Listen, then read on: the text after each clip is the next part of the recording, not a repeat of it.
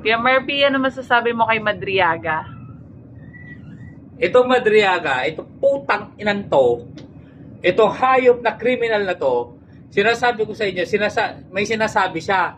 Lumapit daw sa kanya si FPRRD na sinasabi niya na ikaw nang bahala kay Inday sa eleksyon.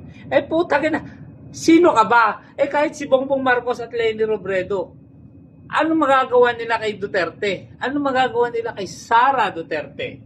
Ito, sinasabi ko sa inyo mga kababayan, kayo mga taga-suporta ng Dilawan, kayo mga NPA na alam ko naniniwala kayo kay Madriaga, yung mga putang ina ninyo naman, gumising na kayo.